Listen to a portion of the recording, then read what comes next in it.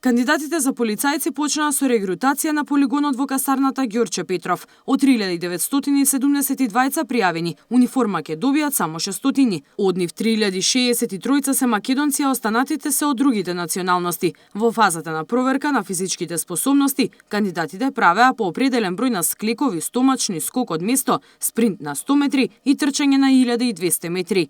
Кандидатот ќе мине првата фаза само доколку успешно ги исполни зададените активности со исклучок од една.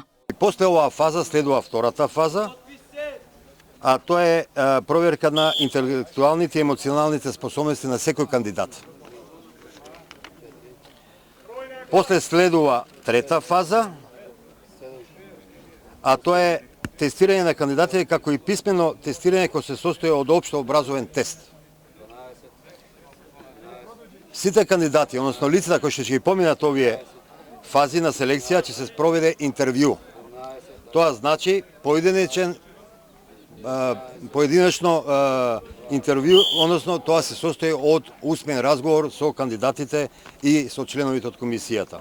И жените и мажите задоволни како поминале во првата фаза. Желбата да се соочат со разни предизвици и динамиката која ја носи професијата била пресудна за да се пријават на конкурсот. Од секогаш ми беше задоволство да се пријавам на ваков конкурс и денеска имав можност да покажам што можам. Колку време се подготвуваше пред да се пријавиш? Правиш ли некакви физички приpremi? Па месец дена пред да се пријавам правев вежби, трчав. Ми се свиѓа оваа работа, значи ја сакам бидејќи динамична и поради тоа што сакам да помогнам за спроведување на законите во државава.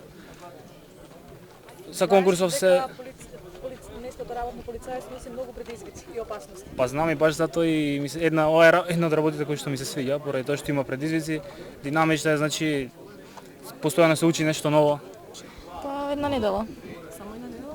Како поминате? Супер. Што очекувате? Па ќе видиме. А зошто избравте да бидете да работите во полиција?